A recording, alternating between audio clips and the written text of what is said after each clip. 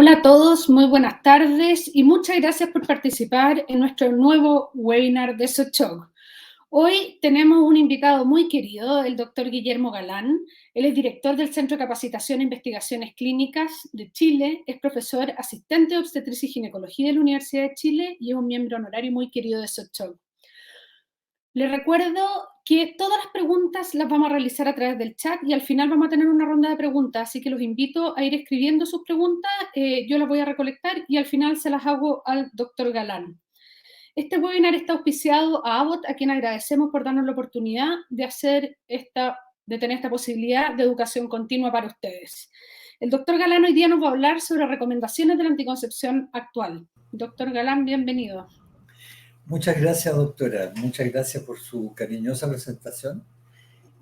Siempre es muy grato que me presente usted, así que muchas gracias. Le ha tocado presentarme varias veces este año. Así nomás, con gusto. Sí. Muchas gracias, Sochog. Muchas gracias por mantenerme activo en estos webinars y en estas charlas de anticoncepción. Ustedes saben que yo me dedico a anticoncepción toda la vida y gracias al laboratorio Abbott que hace posible este webinar. Hoy día yo tengo que hablar con ustedes sobre recomendaciones de la anticoncepción actual. Es el tema que me pidieron y que yo acepté. Y lo primero que tengo que comentar, así como que cuando me dijeron que hablara de recomendaciones de la anticoncepción actual, se me produjo un cierto un conflicto, diría yo. Porque resulta que yo durante toda mi vida que yo hablaba de anticoncepción, he tratado de luchar porque el concepto de recomendar está muy cercano al concepto de prescribir. Y yo siempre he dicho que nosotros no debemos prescribir métodos anticonceptivos, no debiéramos recetar métodos anticonceptivos.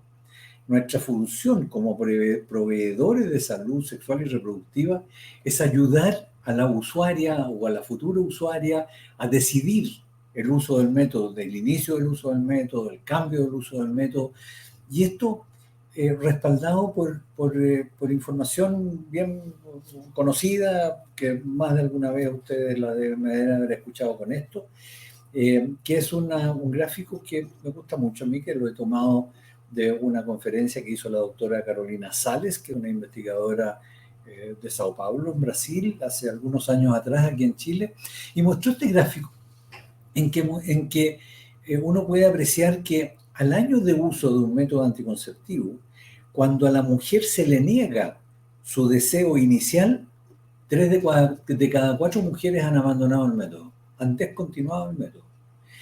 Pero cuando la mujer pide un método o viene decidida a usar un método y se le otorga ese método, se le otorga el consentimiento de uso de ese método, resulta que menos del 10% abandonan el método en el curso del año.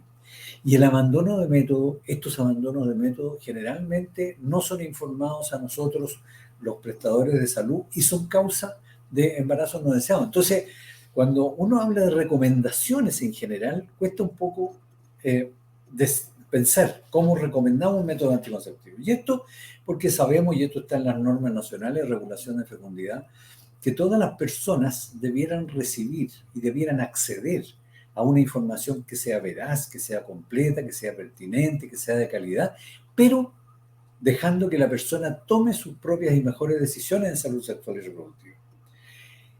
Así que el punto aquí es la decisión, la libertad de decidir.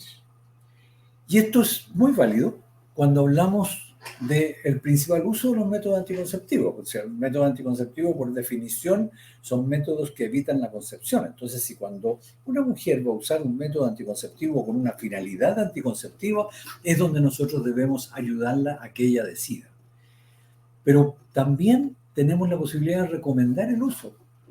Y esta recomendación de uso, esta prescripción de uso de un método anticonceptivo ocurre cuando nosotros hablamos de los efectos o de las indicaciones no anticonceptivas de los métodos anticonceptivos. Y aquí es donde nosotros entramos como prescriptores y aquí es donde nosotros tenemos que tener muy claro y muy definido cuál es la importancia de las distintas progestinas que tienen los distintos métodos anticonceptivos. Y ustedes más de alguno me han escuchado hablar este año de progestinas, que yo creo que ha sido el año de las progestinas, porque hemos mencionado el tema durante muchas veces, que no lo voy a detallar hoy día en forma diferenciada, pero sí recordar que la progestina es el esteroide que ejerce la acción anticonceptiva. Nosotros no podemos entender un método anticonceptivo hormonal que no tenga progestinas. Y la progestina, en las dosis en que las usamos en general, en la mayoría de los métodos anticonceptivos, lo usamos porque tiene una acción antigonadotrópica en la dosis en que se usa. Y fueron diseñadas las progestinas para actuar a través de los receptores de progesterona en el hipotálamo y la hipófisis. Y todas las progestinas, por concepto, se unen a receptores de progesterona y esto influye en el endometrio también. Y así cada progestina tiene perfiles que son propios en la medida en que son capaces de influenciar en receptores en distintos tejidos. Y esta influencia en los receptores es a través de estimulación de receptores, de inhibición de receptores o de una acción neutra en distintos sistemas. Y aquí hay receptores que son importantes, como los andrógenos, al cual voy a hacer una pequeña referencia hoy día, los glucocorticoides, los mineralocorticoides, hay progestinas que son antimineralocorticoides, los receptores de estrógeno, entre otros. Y este conocimiento de cómo funcionan las progestinas nos permite entonces seleccionar la mejor combinación o la combinación más adecuada para las necesidades diferentes de las usuarias. Y es aquí cuando nosotros tenemos que recomendar o que prescribir el uso de un método anticonceptivo. Y para esto hay una serie de posibilidades de uso de métodos anticonceptivos como tratamiento, la endometriosis, un caso bien especial, para controlar ciclos, los sangrados uterinos anormales, en fin, en una serie de condiciones para las cuales nosotros podemos usar cualquier combinación con progestina utilizando la acción genérica, o sea, el efecto propio de las progestinas en general, o usando distintas progestinas para su acción específica, buscando el efecto individual de cada progestina. Y hoy día, y en vez del tiempo, no voy a poder hablar tanto de las progestinas, voy a referirme a 4 puntos bien especiales en los cuales nosotros podemos tener alguna actividad de indicación o de prescripción de un método anticonceptivo, que son las cefaleas catameniales, la alteración de los sangrados, androgenicidad y el climaterio. En primer lugar, las cefaleas. Las cefaleas catameniales son bastante frecuentes. Y en general estas cefaleas son frecuentes en las mujeres que usan métodos anticonceptivos y ocurren en los días previos o durante el sangrado menstrual. Y pareciera que estas, por lo menos son las teorías más aceptadas, estas cefaleas catameniales, cefaleas que están en relación con el periodo de sangrado por privación hormonal, el periodo de sangrado en el espacio libre de hormonas, se debería a cambios de los niveles, tanto de estrógenos como de progesterona, pero especialmente, aparentemente, de estrógeno. Y la severidad de estas cefaleas no estaría dada solo por el cambio de niveles, sino que por el grado de modificación de los niveles circulantes que hay durante el tiempo en que se está usando el anticonceptivo en comparación con lo que va a ocurrir una vez que se suspende el uso del método anticonceptivo para observar el periodo libre de hormonas. Y esto que les voy a mencionar aparece en una publicación del año 2006 del Neurology y habla que la magnitud del descenso tendría más importancia que los niveles absolutos. Voy a tratar de explicar eso. Ellos reconocen, por lo menos en los estudios que analizaron ellos, en las poblaciones que analizaron, que 3 de cada 4 mujeres que toman anticonceptivos hormonales combinados tienen algún grado de cefalea en los días libres de hormonas. Y esto ellos lo culpan a los cambios, a las modificaciones de los niveles de estrógeno y plantean 2 hipótesis. Una hipótesis que es el del límite residual y otra hipótesis que llamaron la magnitud de la disminución.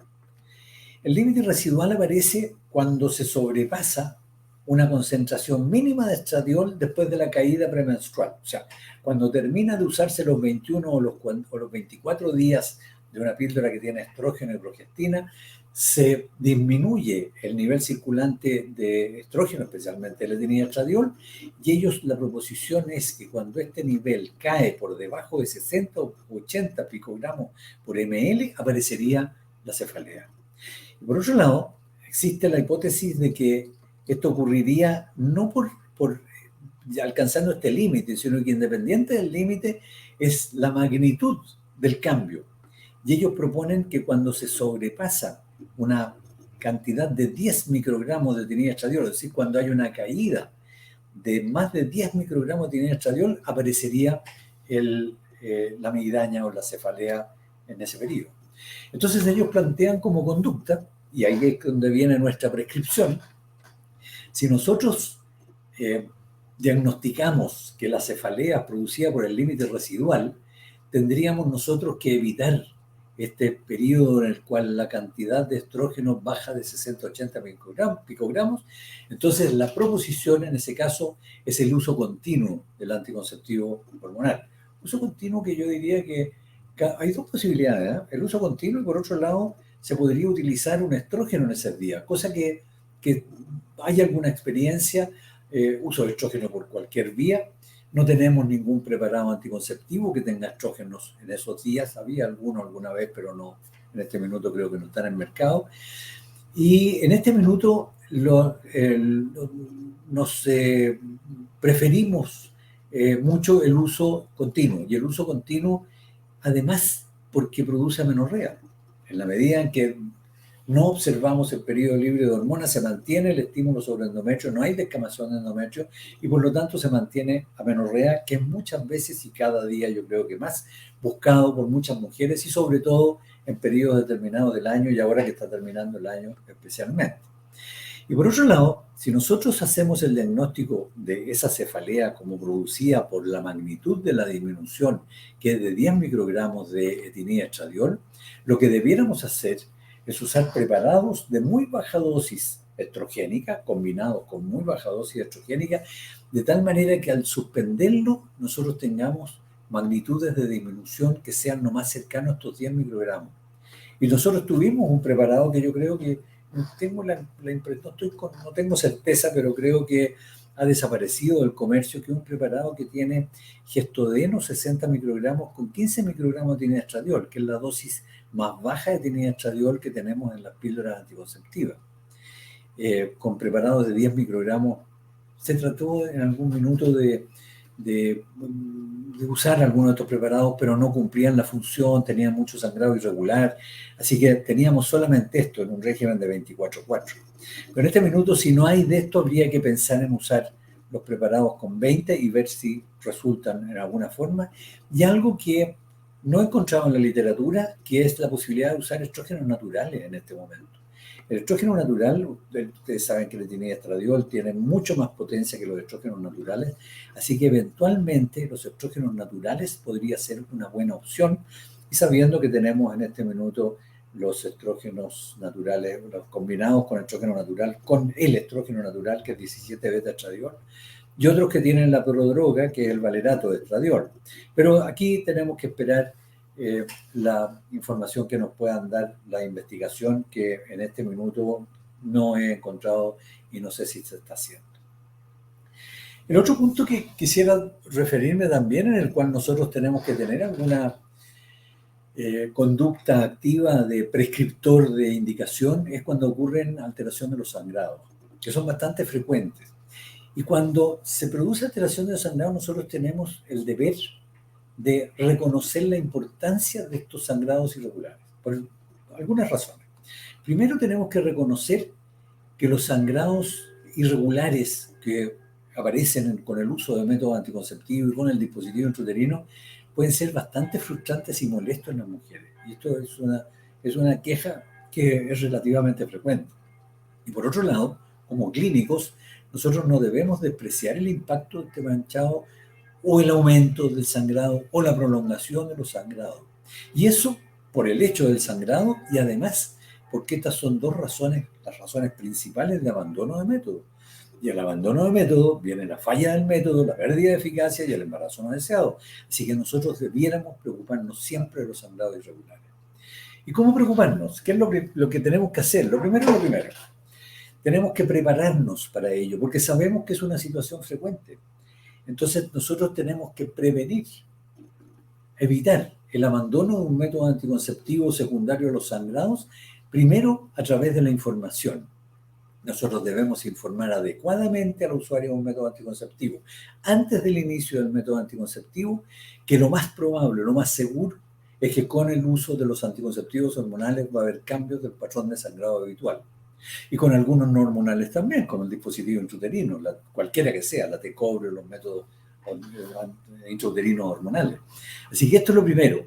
Tenemos que darnos tiempo de informar, de educar, de que la mujer entienda que esto es un proceso que puede ser frecuente, que va a tener sangrados irregulares que debieran ser aceptados en general, sobre todo que estos deben ser temporales, que van disminuyendo en el curso del tiempo y que en general debieran ser tolerables. No soy yo el que puedo decir si son tolerables o no, pero podrían ser tolerables. Ahora, de todas maneras, ante cualquier sangrado anormal, nosotros tenemos que evaluarlo.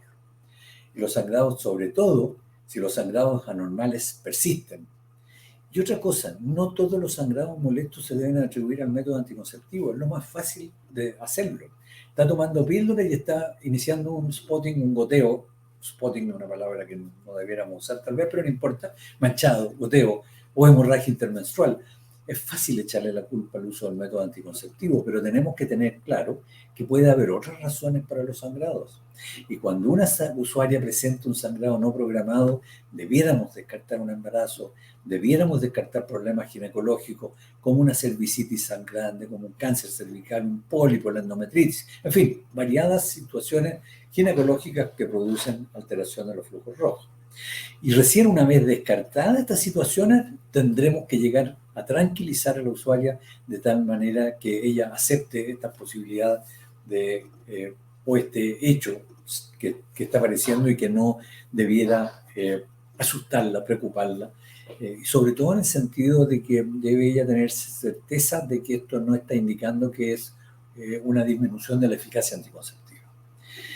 Ahora, cuando tenemos que actuar la primera línea, lo que está aceptado por prácticamente toda la gente que investiga en anticoncepción, es usar los antiinflamatorios no esteroidales. Cualquiera. Se habla mucho y en todos los textos, o la mayoría de los textos, aparece el uso del ibuprofeno como una preferencia especial. Tal vez por el costo, porque no hay ningún estudio que demuestre la superioridad de alguno de los antiinflamatorios no esteroidales sobre otros. Ahora, ¿por qué los antiinflamatorios no esteroidales? Porque resulta que los sangrados anormales se relacionan con la producción de prostaglandinas. Y los antiinflamatorios no esteroidales son inhibidores de la ciclooxigenasa 2 y inhiben la prostaglandina. Y por eso ayudan a disminuir el sangrado en el uso de los métodos anticonceptivos hormonales. Y por eso también otros antiinflamatorios que no son inhibidores de la cicloaminoxidasa, como la aspirina o el acetaminofeno, que es el paracetamol, no influye en el tipo de sangrado o en las características de los sangrados, ni aumentándolos ni disminuyéndolos. Eventualmente la aspirina, por su efecto sobre el sistema de la coagulación, podría aumentar los sangrados. Y yendo con el sangrado a los casos específicos, tal vez el anticonceptivo hormonal que produce más sangrado o más frecuencia de sangrado son las progestinas solas, sobre todo las progestinas solas por vía oral. Y estos se sangran porque al usar progestina en baja dosis hay una alteración de la regulación de los receptores de estrógeno en el endometrio. Disminuyen los receptores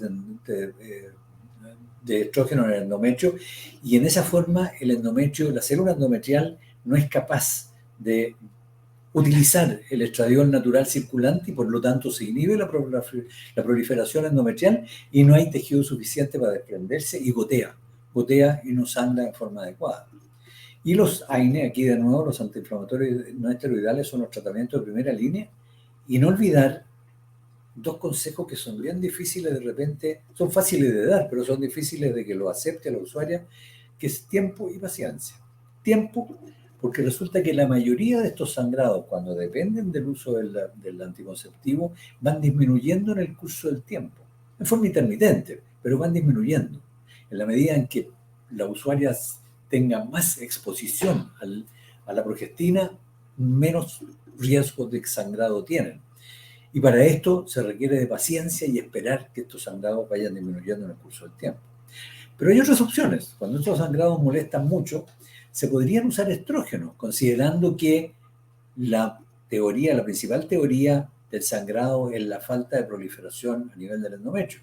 Si nosotros damos estrógenos, nosotros podemos aumentar la proliferación endometrial y evitamos que siga descamando ese endometrio y disminuye entonces el sangrado. Y para eso podemos usar estrógenos por vía oral, por vía transdérmica, o podemos usar un anticonceptivo oral combinado. Ojo que cuando usemos un anticonceptivo oral combinado, usemos un anticonceptivo oral combinado que tenga la misma progestina que estamos utilizando como progestina sola, para no ser una mezcla de progestinas que podrían producir alteraciones del crecimiento endometrial. Se ha usado tamoxifeno, se ha usado ácido tranexámico. En algunas partes, cuando se dispone, se ha usado mifepristona combinada con estrógeno. Y en algunos tipos de sangrado ha tenido una buena respuesta al uso de doxicilina. Y la doxicilina, porque la doxicilina es angiogénico. La doxicilina produce una modificación de metal proteasas, que son las estructuras que rodean a los vasos sanguíneos en el endometrio, protegiéndolos y evitándolo que descamen. Entonces, de repente, esto es una buena opción. Y la otra opción es cambiar la progestina. Ahora, en este minuto tenemos algunas opciones de progestina distintas. Por lo menos hay 3 o 4, de las cuales 2 son anovulatorias y las otras 2 no son anovulatorias. Así que eventualmente con una progestina u otra pudiera haber una mejor respuesta del endometrio. Y los anticonceptivos orales combinados también sangran. Y todos tenemos la experiencia de haber tenido que luchar contra estas pérdidas de sangre con los anticonceptivos orales combinados.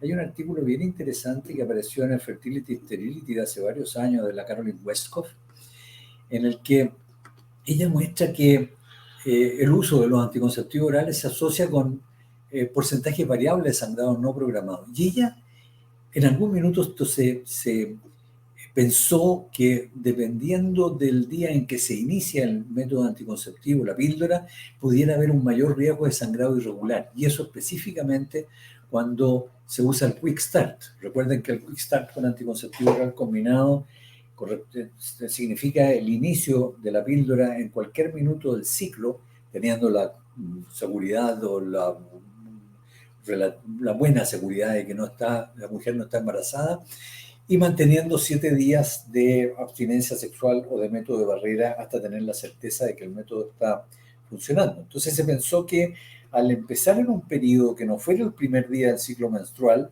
podría haber una mayor cantidad de sangrados irregulares, cosa que no es o no lo comprobó Caroline Westcott en este estudio. Ahora, cuando sangran las mujeres usando anticonceptivos orales combinados, hay que asegurarle a la usuaria que la frecuencia y la cantidad de estos sangrados, que son impredecibles, van a disminuir en el curso del tiempo. Lo que yo les decía de nuevo, tiempo y paciencia. Y hay además que asegurarle que nunca estos sangrados van a ser mayores que un sangrado menstrual. Porque el temor de muchas usuarias cuando tienen sangrados persistentes es que aparezcan cuadros anémicos, cosa que no se describe.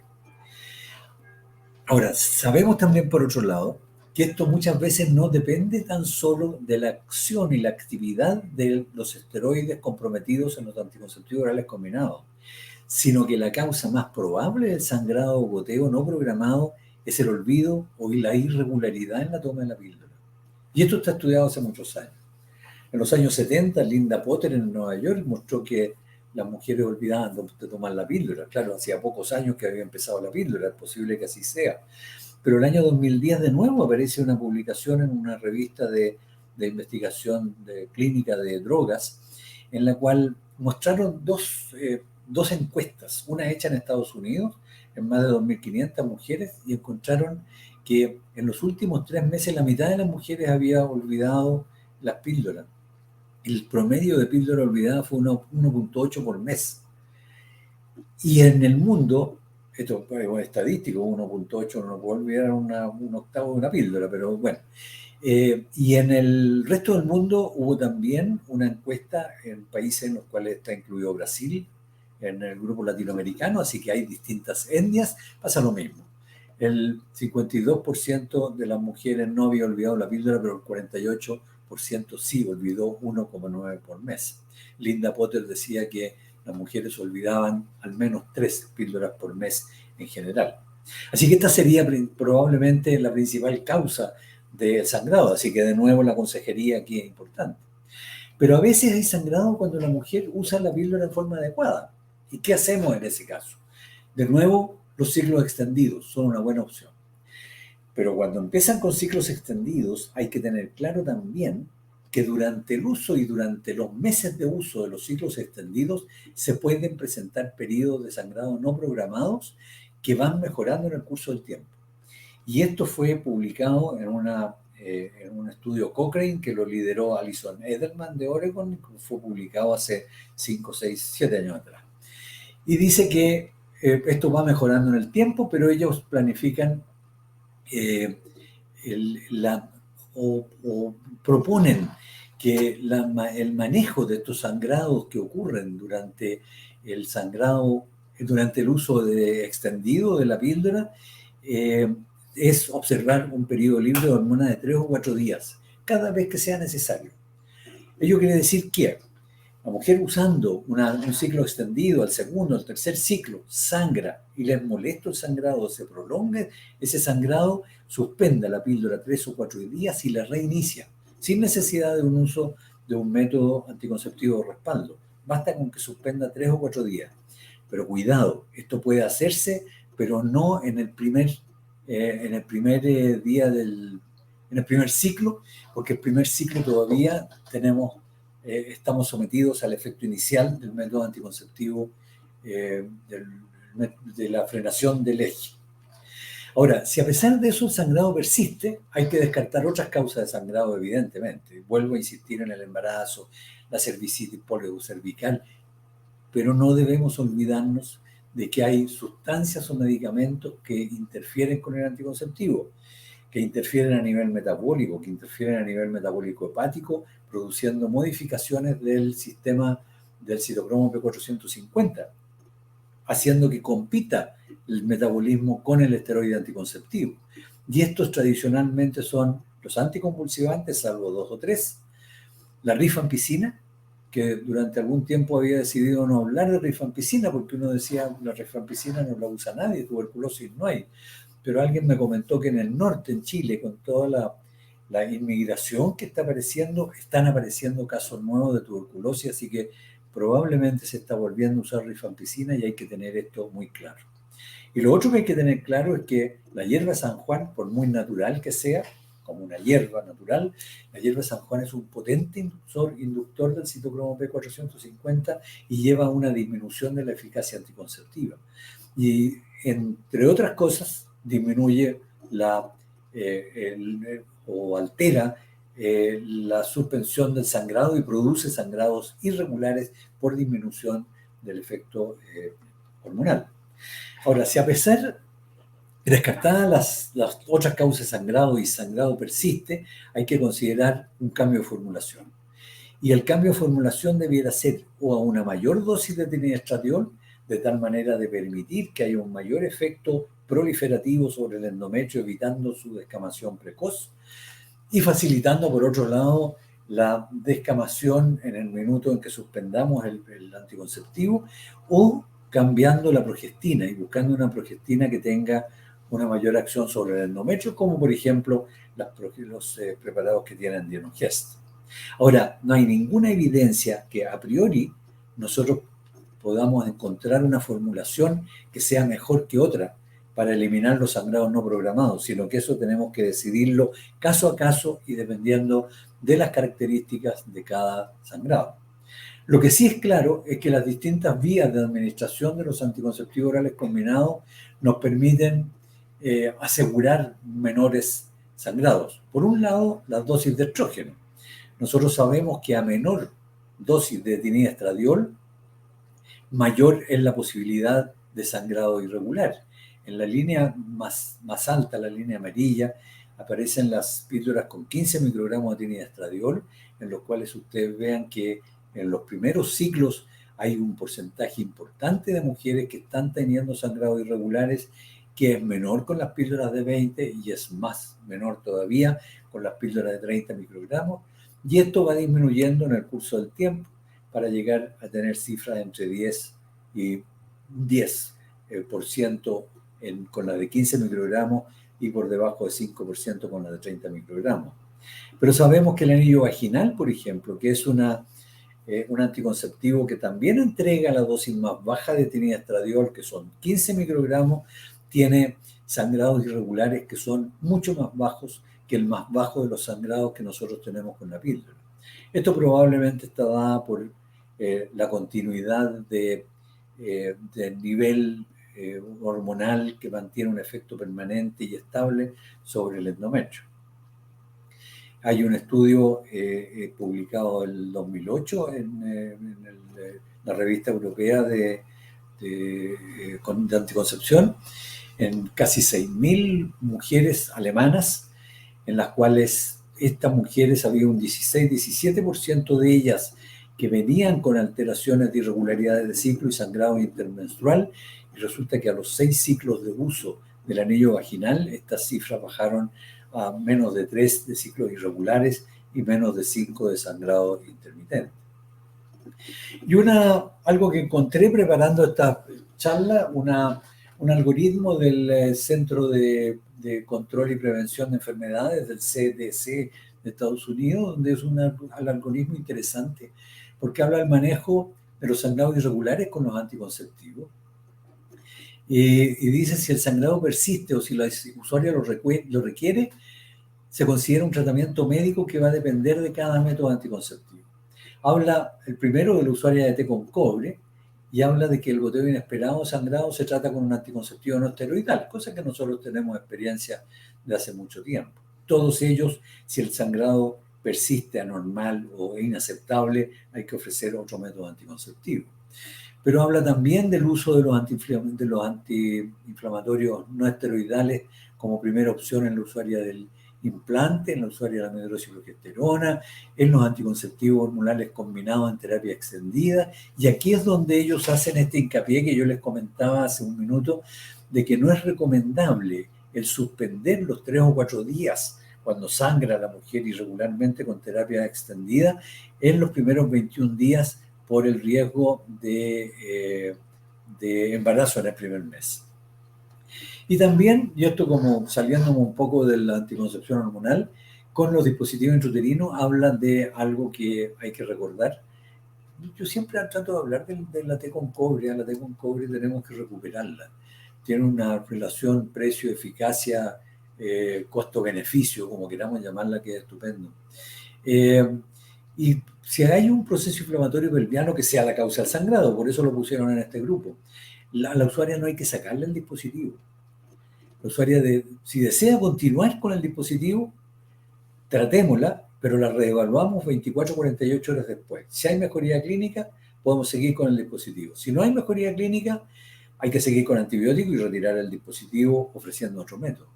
Ahora, si la mujer no desea continuar con el dispositivo, tampoco le retiremos el dispositivo inmediatamente si tiene un proceso inflamatorio pelviano hasta que no haya una cobertura antibiótica adecuada y retirar el dispositivo recién después de tener la cobertura antibiótica. Otro punto, me quedan 2 puntos que los voy a tratar en forma rápida, la androgenicidad. La androgenicidad es algo en lo cual nosotros también tenemos que actuar en forma activa, en forma presente, y tenemos que prescribir y tenemos que hacer una indicación frente a ello. Y aquí tenemos 2 opciones frente a la androgenicidad. Y una opción, la opción que más habitualmente se hace, es disminuirla, evitarla, tratarla de tal manera de mejorar esta condición, y para eso utilizaremos las profestinas antiandrogénicas, de las cuales las más antiandrogénicas son el acetato de ciproterona, el Dianogest y la drospirenona. Pero resulta que hay otra condición en la cual nosotros a lo mejor tenemos que buscar una androgenicidad a una mujer que necesite un ambiente más androgénico.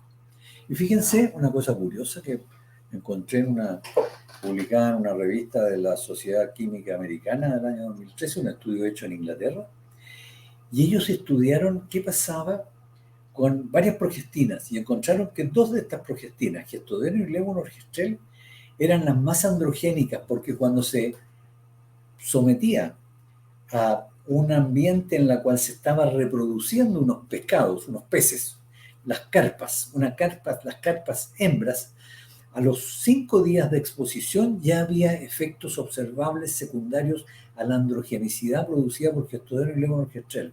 Y a los 11 días, estas carpas hembras habían desarrollado caracteres sexuales secundarios masculinos, afectando la reproducción del pescado. Entonces, esta fue, lo cuento como una novedad nomás, como para alivianar la conversación, pero lo que quiero mostrar es que el gestodeno es una progestina que es bastante androgénica, es la que tiene mayor estímulo sobre receptores androgénicos, y por otro lado, tiene una alta afinidad sobre los receptores de la globulina transportadora de hormonas sexuales, utiliza los receptores, la globulina transportadora de hormonas sexuales. Entonces, ¿por qué tiene importancia hablar de esto?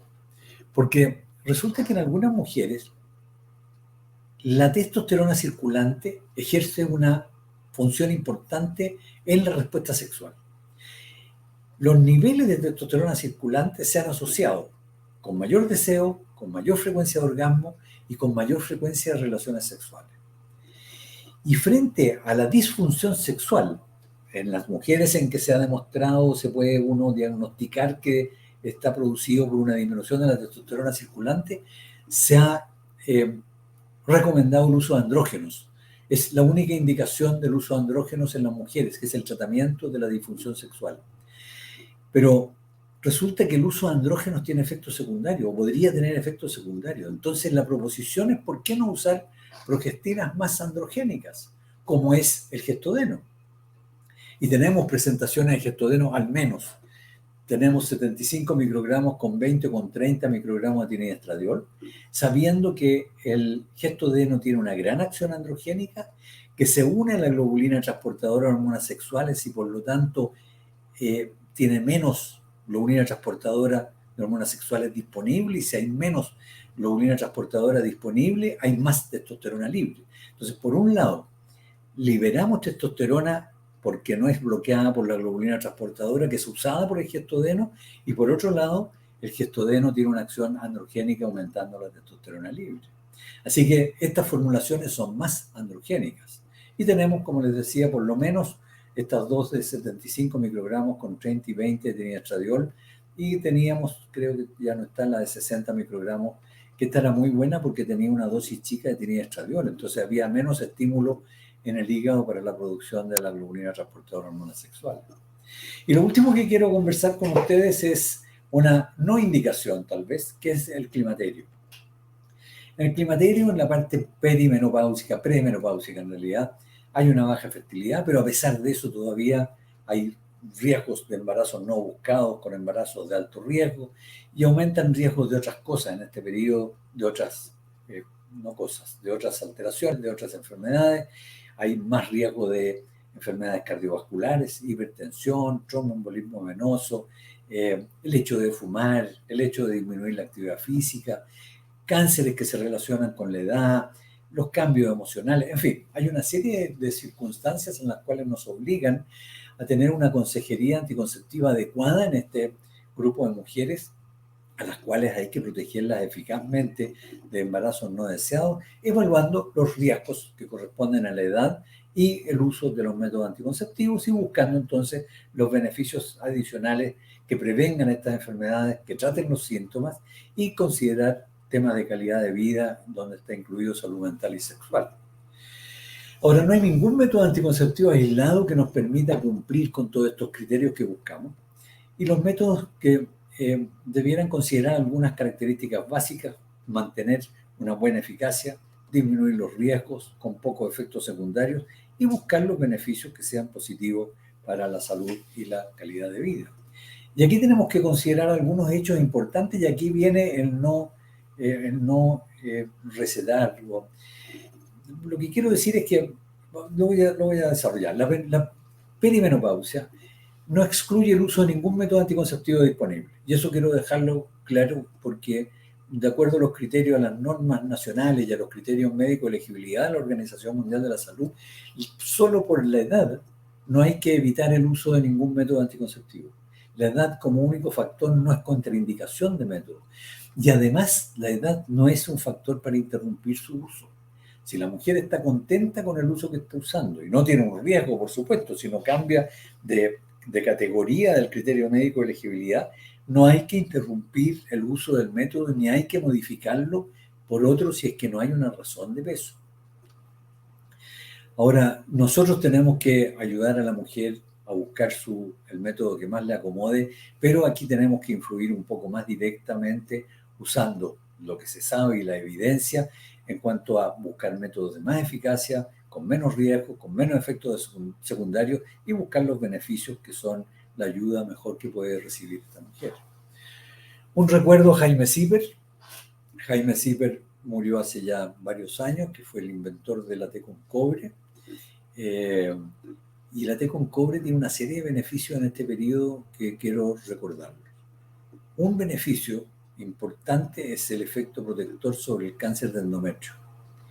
Es algo que está apareciendo en la literatura, ha aparecido en el último poco tiempo, pero antes de hablar de por qué y cómo, hay que recordar que los criterios médicos de elegibilidad con respecto al dispositivo con cobre y cáncer de endometrio son criterio 4 para la iniciación. O sea, una mujer que tiene un cáncer de endometrio no podemos ponerle un dispositivo intrauterino, pero si a una mujer usando un dispositivo intrauterino se le diagnostica un cáncer de endometrio, no tenemos que sacarle el dispositivo intrauterino hasta que no esté con tratamiento establecido. Dicho eso, hay que hacer otra observación con respecto al té con cobre y cáncer de endometrio, y hay estudios que aparecieron, este estudio el primero que yo encontré, que es del año 2009, en que se demostró que el dispositivo con cobre protege del cáncer de endometrio. Porque, por un lado, por su efecto inflamatorio, pero sobre todo porque estabiliza un gen supresor tumoral. Resulta que la alteración genética más frecuente del adenocarcinoma de endometrio es la inactivación de este supresor tumoral. Es decir, el endometrio tiene un supresor tumoral, pero genéticamente se puede inactivar. Y al dejar de estar activo el supresor tumoral aparece el tumor.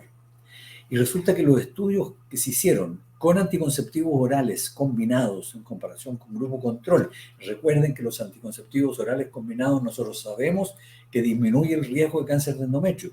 Resulta que las mujeres usuarias de anticonceptivos orales combinados tienen menos inactivación del supresor tumoral que los grupos controles, y con los dispositivos intrauterinos ocurre lo mismo.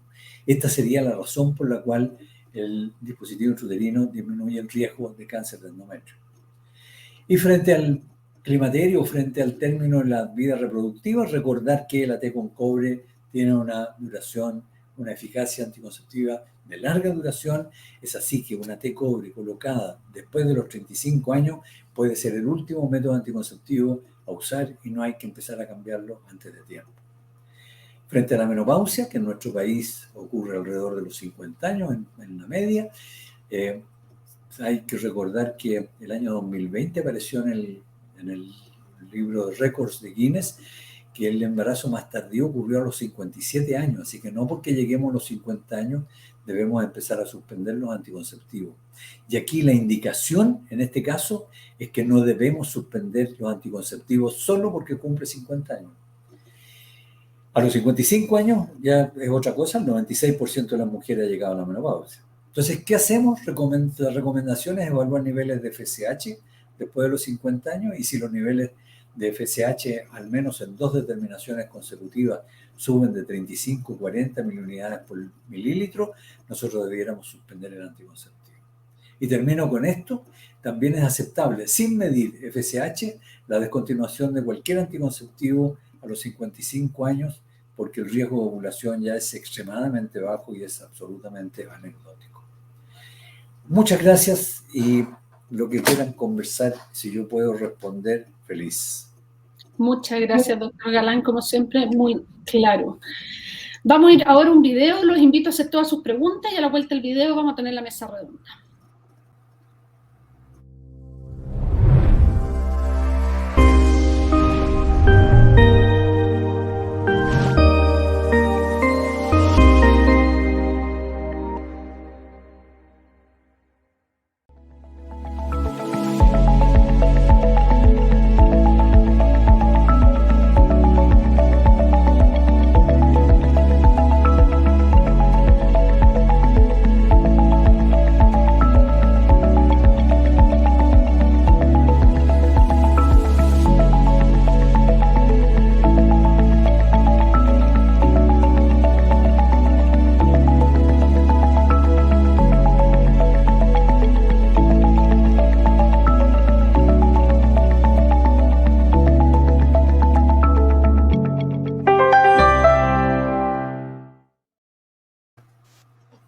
Hola, bienvenidos a todos de vuelta. Los invito a hacer sus preguntas a través del chat.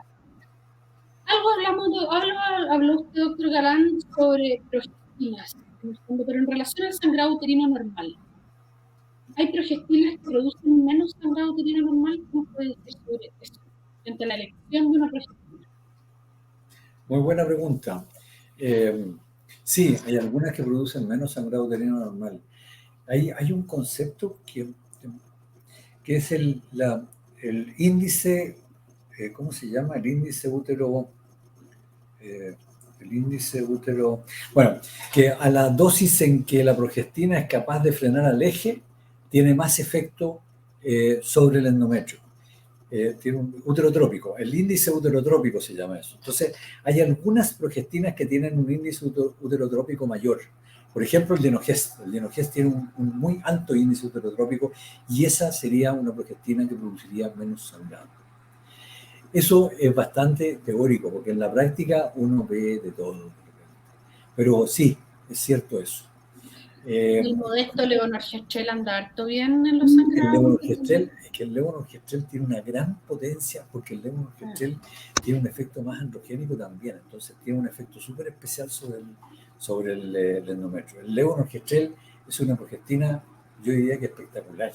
Fue la primera progestina inventada y nos acompaña hace 50 años, o sea, por algo sigue existiendo. Es una muy buena progestina. Además que es la más económica de la progestina, y en los estudios que se hicieron con riesgo de fenómeno tromboembólico, es la progestina que asociada con etinida y estradiol tiene menor riesgo de fenómeno tromboembólico, aunque haya pocas diferencias entre una y otra, pero es la que tiene menor riesgo. Sí, totalmente. Junto con otra muy buena, que no está en Chile, que es la noretristerona. Yo no sé por qué nunca estuvo aquí, pero por lo menos como anticonceptivo. Sí, súper de acuerdo. Yo encuentro que el levonorgestrel es mal mirado. Exactamente. Y es bueno, bonito y barato. Yo muchas veces parto con este... Es súper versátil.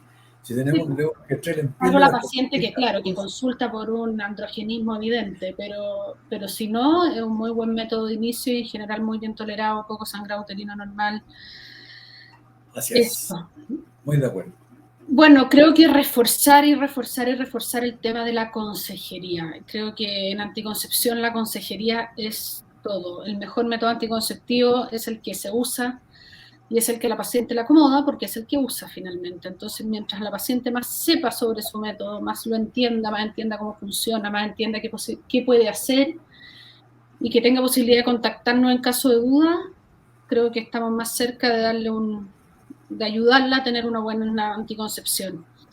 Tenemos dos preguntas. Una, ¿con cuánto tiempo de diferencia mide la FSH en una paciente perimenopáusica pensando en suspender el anticonceptivo? Depende del método anticonceptivo que esté usando, pero con la mayoría de los métodos basta con un mes de diferencia, o sea, un ciclo y el otro ciclo.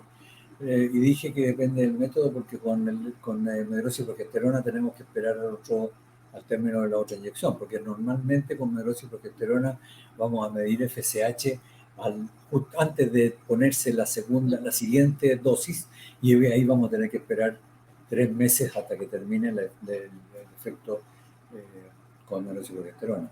Ahora, con las progestinas puras que no son inhibidores del eje, el levonorgestrel y Desogestrel. y linestrenol. Linestrenol. Linestrenol. Esos podemos esperar dentro de 2 semanas o 3 semanas de diferencia. Tenemos, sin lugar a dudas, una muestra de qué es lo que está pasando con el eje. Claro, y que las progestinas combinadas en el fondo hay que hacerlo al final de los periodos de descanso, y si los periodos de descanso son muy cortos, yo los alargo un poquitito, porque como tienen estradiol siempre van a frenar el eje. Sí. O sea, el FSH nos va a salir baja falsamente. Así es. Y hay otra pregunta que es si podemos darle testosterona a una mujer con bajo deseo sexual con ligadura de trompas, que no usa un anticonceptivo, si tiene alguna contraindicación. Sí. Es una indicación de la Sociedad de Climaterio de Estados Unidos, la única indicación de uso de testosterona, que la doctora sabe más de eso porque eso se usa en el climaterio, en la posmenopausia, pero sí, claro, y tiene buen efecto, buen resultado. Y en pero Chile claro, sí, pero la única indicación es el bajo deseo sexual en la postmenopausia, no está demostrado en la premenopausia, eso hay que saberlo. Así es. Y saber en el fondo que incluso en la posmenopausia las dosis que se buscan son fisiológicas, no suprafisiológicas. Ojo con los pellets de testosterona y todas esas cosas que dan dosis suprafisiológicas que no sabemos qué efectos metabólicos tienen. Exactamente, de físicos tampoco, o sea, de repente... O sea, es que físicos los vemos, porque claro, muchos tenemos enronquecimiento de la voz, aumento del vello, eso podemos verlo, pero metabólico muchas veces no lo tenemos. Lo que pasa es que yo siempre digo, es súper miserable eso porque las pacientes sí se sienten muy bien, se sienten con mucha energía, la testosterona genera mucha energía y aumenta la libido y todo. Entonces, claro, es difícil como que explicarle que se siente tan bien, pero que es posible que no le haga bien, pero llegan con dosis que uno les buscaría un tumor. ¿Y cómo le suspende después el medicamento? No, pues hay que esperar, exactamente. No, claro, no lo dejan de usar, porque se siente muy bien. ¿Sí? Exacto. Entonces, por eso que es complicado y en el fondo hay que advertir a las pacientes porque muchas consultan, porque como eso se pone además en clínica estética, etcétera, no, está poco sometido a una indicación de algún profesional de la salud. Claro. En lactancia, ¿cuál es la progestina más segura? Preguntan aquí. Yo diría que cualquiera. Ahora, hay estudios con todas, son estudios, el problema es que no hay estudios comparables porque fueron hechos con distintos diseños. Pero con todas las progestinas nosotros tenemos la evidencia de que no hay, con las progestinas puras, no hay disminución de la producción de leche, no hay alteración de las características químicas, físicas de la leche, y no hay modificaciones de el crecimiento postnatatural o intelectual de los lactantes, así que no habría ningún efecto.